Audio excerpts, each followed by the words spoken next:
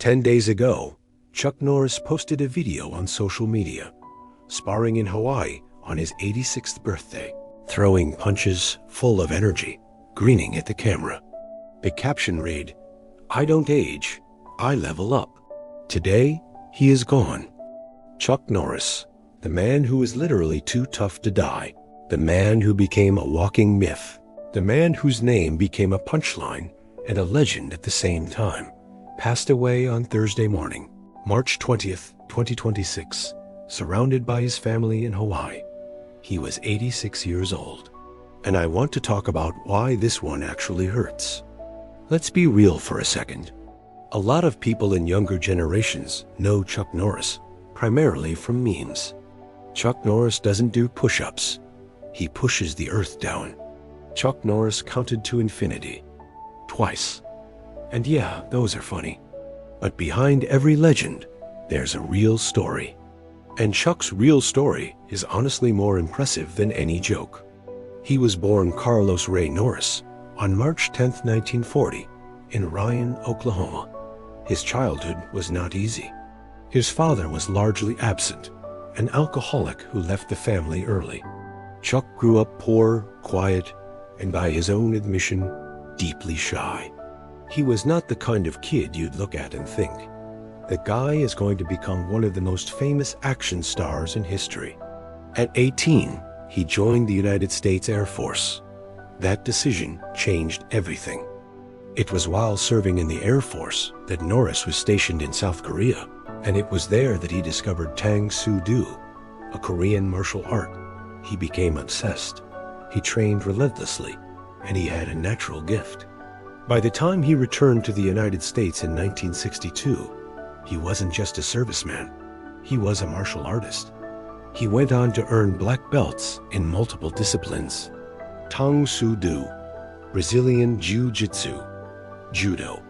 He became one of the most decorated sport karate competitors in the country throughout the 1960s, winning national championships and earning a reputation as one of the best fighters in America. But here's where the story takes an unexpected turn. In the mid-1960s, Chuck Norris crossed paths with someone who would change the trajectory of his life: Bruce Lee. The two met through the martial arts world and quickly developed a close friendship. They trained together. They pushed each other. Bruce Lee was explosive, unconventional, philosophical about combat. Norris was disciplined, technical, and powerful. Together, they were extraordinary. That relationship led to one of cinema's most iconic moments. In 1972, they appeared together in The Way of the Dragon, a film directed by Bruce Lee himself. The climactic fight scene between the two of them, set in the Roman Colosseum, is still considered one of the greatest martial arts sequences ever filmed. Two real fighters, no stuntmen, just pure, controlled, cinematic violence. Bruce Lee died just 1 year later, in 1973. Chuck Norris lost a close friend and a training partner. But the door to Hollywood was now open. He appeared in a string of action films throughout the late 1970s. Good Guys Wear Black, A Force of One. Solid films, but nothing that truly broke through. That changed in the 1980s. The 1980s were a specific era in American culture. The Cold War was still very real. The nation was hungry for heroes, larger than life, unbeatable, unapologetically American heroes. And Chuck Norris delivered exactly that. Missing in Action in 1984, Code of Silence in 1985, The Delta Force in 1986. Film after film after film, Chuck Norris became the face of an American fantasy. The lone warrior who goes in, takes on impossible odds, and wins. Every time. He wasn't the most critically acclaimed actor. He would be the first to admit that. But that wasn't the point. Chuck Norris filled theaters because audiences believed in him.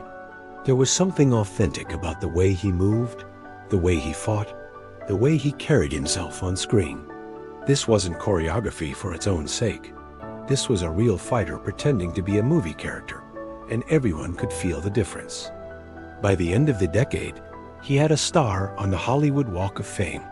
It happened in 1989. Well deserved. If the 1980s made Chuck Norris a movie star, the 1990s made him a household name. Walker, Texas Ranger, debuted on CBS in 1993 and ran for 8 seasons, all the way to 2001.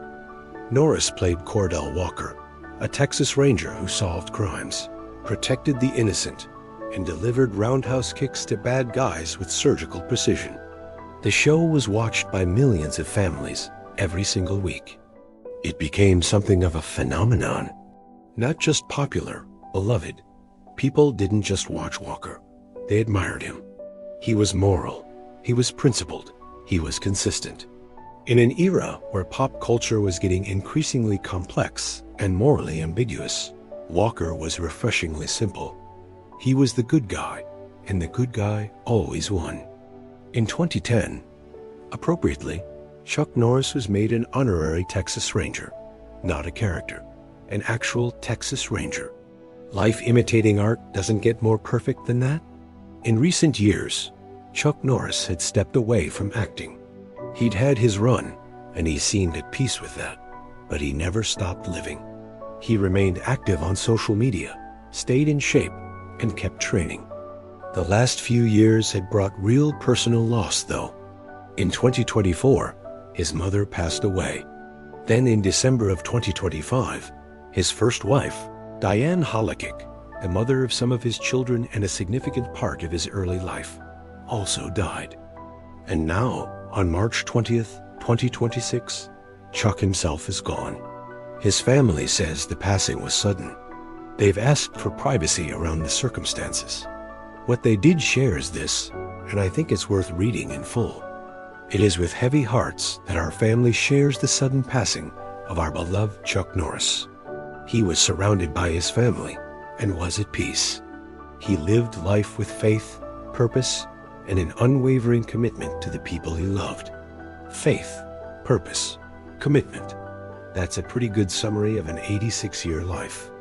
Chuck Norris survived poverty. He survived a difficult childhood. He served his country. He became a world champion. He became a movie star. He became a TV legend. He became a meme. And through all of it, he remained, by all accounts, a genuinely decent human being. The memes will keep going. The roundhouse kick jokes will never die. But today, we say goodbye to the real man behind all of it. Rest easy, Chuck. You earned it.